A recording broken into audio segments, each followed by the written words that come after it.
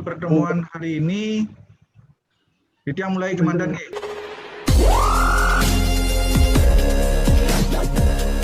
Sip, semua sudah terdengar nih, semua nih. Bisa. Lanjut. Oke, mohon perhatiannya Bapak Ibu semuanya. Yang saya hormati Bapak Ibu Camat Kabupaten Karangasem atau yang mewakili yang menangani APB Desa, Bapak Ibu tenaga ahli, tim pendamping profesional desa dan pendamping desa di tingkat kecamatan yang saya hormati pula. Terima kasih atas partisipasinya untuk hadir dalam pertemuan kita dalam jaringan yang mudah-mudahan pada pertemuan hari ini bisa menambah silaturahmi dan artinya mendiskusikan segala permasalahan yang dialami di desa, dan sekaligus juga kami selalu berdoa mudah-mudahan kita semua selalu dalam lindungan Tuhan Yang Maha Esa. Bapak Ibu para hadirin yang saya hormati, sebelumnya mohon permaklumannya pula yang sedianya memandu pertemuan kita pada pagi hari ini adalah Bapak Kepala Dinas. Berhubung beliau ada tugas yang memang tidak bisa ditinggalkan, maka kami di bidang pemerintahan desa ditugaskan untuk memandu pertemuan ini dan sekaligus memberikan informasi maupun menyerap informasi permasalahan atau saran masukan dari Bapak Ibu guna kelancaran pelaksanaan tugas di dalam mengawal dan membimbing desa di penyusunan APB Desa tahun 2021.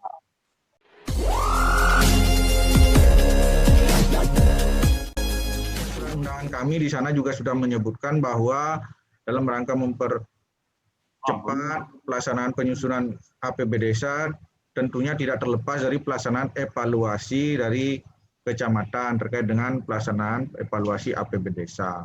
Nah, beberapa hal yang mungkin akan saya sampaikan di sini hanya sebatas artinya membuka kembali ingatan kita terkait dengan peraturan, baik itu peraturan Bupati nomor 49 tahun 2018 tentang pengelolaan keuangan desa maupun di Permendagri Permendagri 20 tahun 2018 tentang pengelolaan keuangan desa. Ibu, di layar sudah ditampilkan terkait dengan acara kita pada pagi hari ini, evaluasi APB Desa, dan juga dari rekan-rekan tenaga ahli dan pendamping desa bisa memberikan masukan-masukan serta informasinya terkait dengan hal-hal apa yang akan ditegaskan kembali dalam APB Desa tahun 2021, terutama berkaitan dengan pelaksanaan penggunaan dana desa. Di mana selama ini kita selalu disibukkan oleh perubahan-perubahan regulasi yang tentunya berkaitan dengan penggunaan dana desa. Nah, Bapak Ibu, kita hanya membuka kembali terkait dengan substansi dalam peraturan Bupati tentang pengelolaan keuangan desa untuk Bapak Ibu ketahui kembali bahwa di APB Desa itu kan Bapak Ibu sudah memahami lah di kecamatan dalam hal evaluasi yang dicek mungkin pertama apakah belanjanya seperti apa, ketentuannya maupun apa saja substansi yang harus dipenuhi oleh desa seperti itu. Ini Bapak Ibu, untuk di APB Desa sebagai gambarannya saja bahwa dalam APB Desa itu kan terdiri dari pendapatan, belanja, dan pembiayaan. Nah, untuk bisa diingat kembali bahwa di pendapatan itu ada 3 pendapatan, pendapatan asli desa, transfer, dan pendapatan lain. Nah, Bapak Ibu bisa nanti lihat di Perbup 49 tahun 2018, pendapatan asli desa itu apa saja. Transfer itu apa saja, dan pendapatan lain itu apa saja. Nah, mungkin tidak akan panjang lebar yang jelaskan di sini, hanya artinya membuka gambaran secara umum saja. Kemudian di klasifikasi belanja terdiri atas bidang-bidang. Nah, untuk melihat penggunaan dana pendapatan itu untuk apa saja, dibelanjakan untuk apa saja, nah di sana ada di dalam struktur APB Desa itu terdiri dari 5 bidang. Bidang yang ada dalam struktur APB Desa itu, untuk Bapak Ibu pelaksana evaluasi APB Desa bisa ingat dan pahami kembali bahwa ada penyelenggaraan pemerintahan desa, bidang pelaksanaan pembangunan desa, bidang pembinaan kemasyarakatan desa, bidang pemberdayaan masyarakat desa, dan bidang penanggulangan bencana, keadaan darurat, dan mendesak desa. Nah, ini klasifikasi belanja yang terdiri atas bidang-bidang. Kemudian jenis belanja ini ada 4, belanja pegawai, belanja barang jasa, belanja modal, dan belanja tak terduga. Nah, ini kadang yang belanja tak terduga ini di desa sangat riskan sekali, Pak. Karena kami sudah banyak menemukan dalam perubahan pertama dan perubahan kedua tahun 2020 ini, banyak desa yang masih keliru pemahamannya di bidang penanggulangan bencana. Seharusnya pada bidang penanggulangan bencana hanya ada satu belanja, yakni belanja tak terduga. Belanja tak terduga ini nantilah ketika pelaksanaan baru bisa diketahui atau dipergunakan untuk apa saja, karena penyusunan RAB-nya ketika akan eksekusi belanja itu. Namun untuk bisa memprediksi penggunaan dana desa itu untuk apa saja ketika di desa terjadi bencana apa saja, nah ini dalam perencanaannya memang harus sudah ada kajian-kajian di desa dalam hal apa saja yang memang berisiko di desa, terutama dalam penyusunan RKP desa. Di RKP desa sudah dibahas bahwa desa ini berisiko, umpamanya desa di Selat atau di Kubu, berisiko rawan bencana gunung meletus. Nah, dalam hal gunung meletus apa saja yang memang menjadi keperluan-keperluan sudah diantisipasi di belanja tak terduga. Tapi tidak akan tahu ke depannya memang memerlukan barang-barang itu ataukah tidak. Makanya yang dia anggarkan dalam belanja tak terduga, tidak ada rincian yang memang substansinya spesifik menukik kepada belanja, apakah belanja pegawai, belanja barang, ataukah belanja modal. Karena ketentuan di Peraturan Bupati 49 tahun 2018, di sana sudah jelas mekanisme pelaksanaan realisasi belanja tak terduga untuk penanganan kebencanaan sudah ada, substansi item-item yang harus dilaksanakan oleh desa. Dari awal pelaksanaan penetapan status kebencanaan di desa, kemudian pengajuan rancangan anggaran biaya kebutuhan untuk penanganan itu kepada perbekal oleh pelaksana kegiatan, kemudian perbekal menyetujui RAB yang diajukan untuk penanganan kebencanaan itu dengan keputusan perbekal. Nah, dengan keputusan perbekal itulah keluar uangnya. Itu sama sebenarnya dengan di pemerintah kabupaten. Ketika ada situasi kedaruratan, apapun kebutuhannya, apakah dia hanya nilainya kecil ataukah tinggi ataukah besar, selalu persetujuan oleh pimpinan atau oleh bupati ataukah oleh perbekal itu harus dengan keputusan. Apakah di desa umpamanya sekarang daruratnya untuk memberikan sembako kepada 2 kepala keluarga yang dikarantina umpamanya di desa. Sembakonya itu dibuatkan RAB, kemudian ditetapkan, disetujui oleh perbekal dengan penetapan keputusan perbekal terkait dengan RAB itu. Jadi setiap mau eksekusi RAB belanja tak terduga, perbekal menetapkan dengan keputusan perbekal.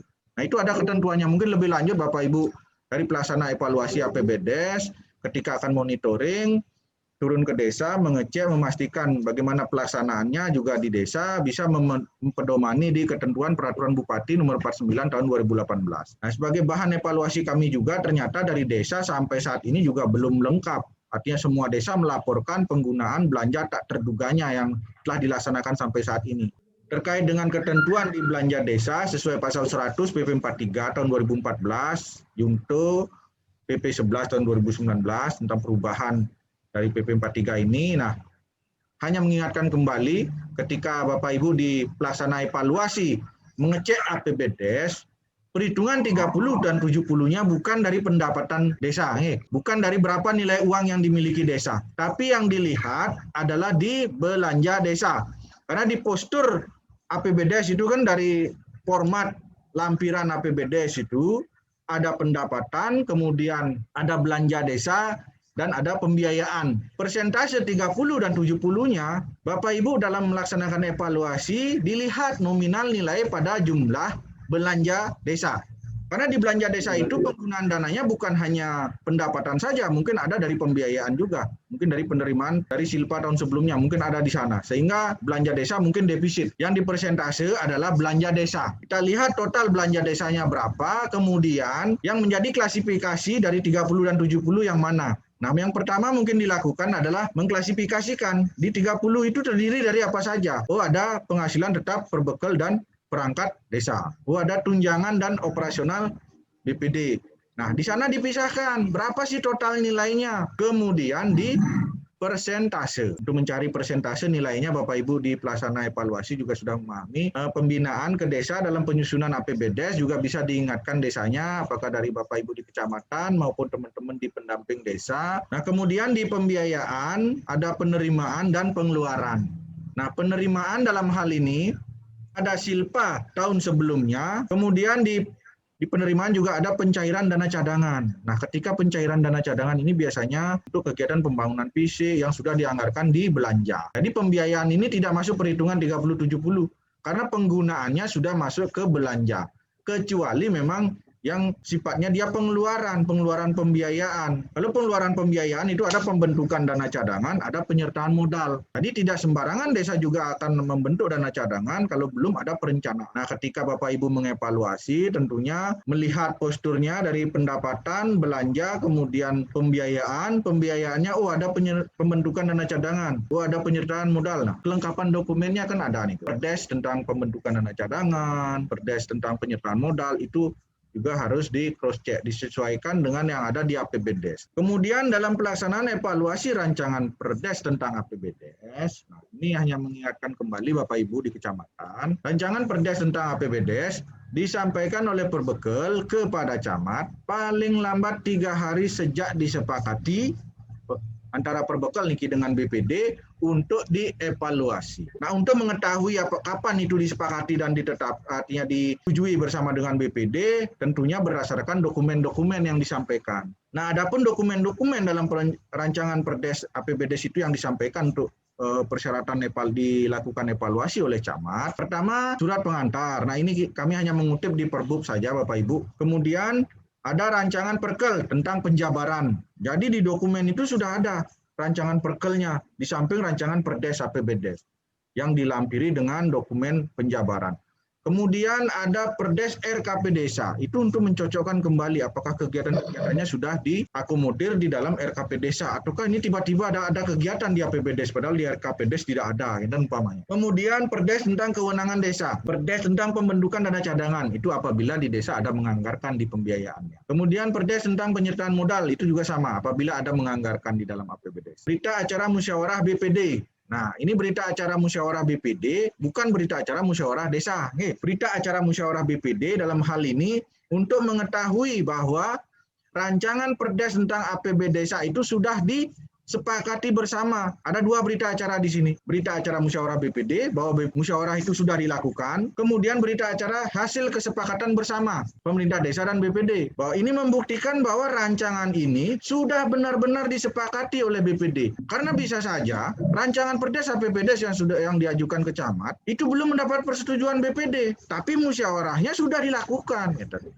Nah, ini untuk mengantisipasi saja permasalahan apabila memang hal itu terjadi. Mudah-mudahan tidak ada terjadi di semua desa di Karangasem. Kemudian tentang dokumen pendukung lainnya. Nah, ini apabila memang diperlukan oleh kecamatan. Nah, pelaksanaan evaluasi Bapak Ibu untuk penetapannya ya terhitung 20 hari kerja terhitung sejak diterimanya rancangan. Kemudian hasil evaluasi yang telah dinyatakan sesuai dengan ketentuan ditetapkan langsung oleh Perbekel. Nah, ini secara administrasi saja, mungkin di Perbub sudah ada, Bapak Ibu tinggal pelajari kembali untuk bagaimana hasil-hasil yang memang sudah harus ditindaklanjuti oleh desa. Nah, untuk penetapan APBDes, mungkin Bapak Ibu di kecamatan bisa mengingatkan kembali kepada desanya bahwa penetapan APBDes itu kan paling lambat 31 Desember tahun anggaran sebelumnya. Kemudian disampaikan perdes dan perkelnya itu kepada Bupati paling lambat 7 hari kerja sejak ditetapkan. Jadi bukan penetapan sekarang, kemudian postingnya 2 minggu, 3 minggu, mungkin sebulan lagi, baru disampaikan kepada kami. Nah, ini juga akan perlambat.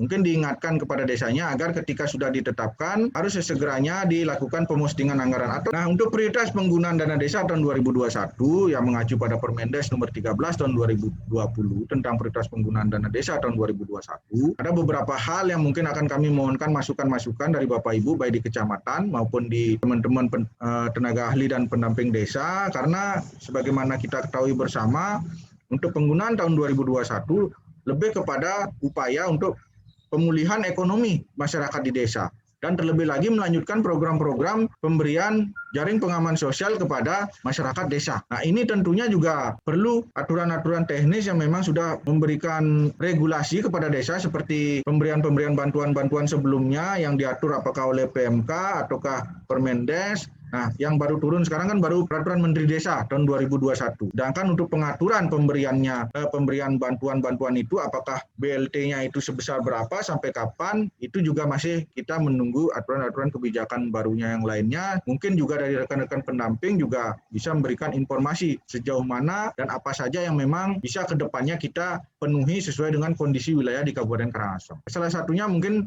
kami hanya bisa menyampaikan bahwa yang menjadi prioritas dalam penggunaan dana desa di tahun 2021 kan pemenuhan untuk SDGs. Di sana pemenuhannya sudah ada klausul pembagiannya, rinciannya seperti apa, dan salah satunya juga bagaimana kita untuk mempertahankan dan meningkatkan kembali pelaksanaan padat karya tunai di desa. Kemudian juga kaitannya dengan pemberian jaring pengaman sosial berupa bantuan langsung tunai desa. Nah, ini juga diatur dalam Permendes 13 sehingga di desa juga mesti menganggarkan untuk hal tersebut. Nah, bagaimana perhitungannya? Ya, mengacu kepada perhitungan di tahun sebelumnya. Kita ambil batasan maksimal sesuai dengan pemenuhan di BLT tahun 2020. Sehingga di desa nantinya tidak akan kembali kebingungan lagi untuk menghitung anggarannya. Kenapa di Permendes juga diatur kembali terkait dengan pemberian jaring pengaman sosial untuk penanganan bencana COVID ini? Nah, ini untuk menindaklanjuti dari Undang-Undang Bencana Nasional.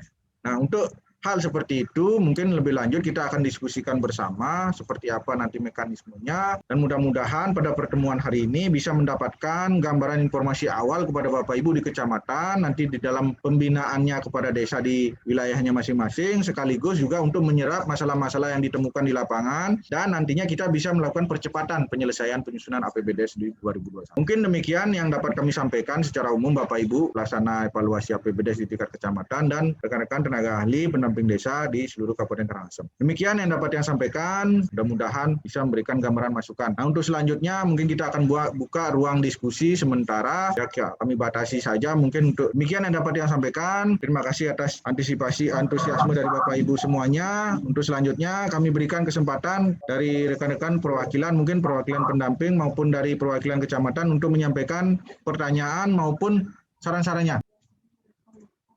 Selamat pagi, David. Selamat pagi. Pak Mang. Langsung saja Pak Kabit, peserta yang kami hormati, kita langsung saja terkait dengan BLT.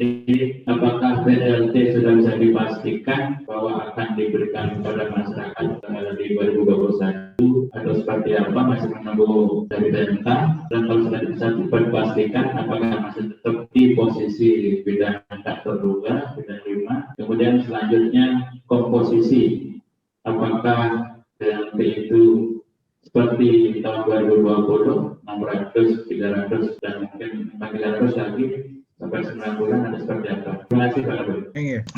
Terima kasih Bapak Wayan Suwarno Niki dari Kecamatan Manggis. Terkait dengan pemberian BLT kembali di 2021, memang ada di amanat Permendes, sudah disampaikan di sana di pasal 6, kalau tidak salah pasal 6 ayat 3, huruf B, mewujudkan desa tanpa kemiskinan melalui bantuan langsung tunai dana desa. Nah, di sana sudah disebutkan, kemudian di lampiran di penjelasannya juga sudah disampaikan pula terkait dengan pemberian bantuan langsung tunai dana desa. Jadi untuk penganggaran, nah namanya penganggaran kita di perencanaannya tentunya kita melihat kembali bagaimana pelaksanaan di 2020. Untuk rekening memang selama ini masih menjadi kebingungan kita juga kemana kita arahkan, apakah ke belanja di bidang 1 sampai bidang 4 ataukah di bidang 5 gitu.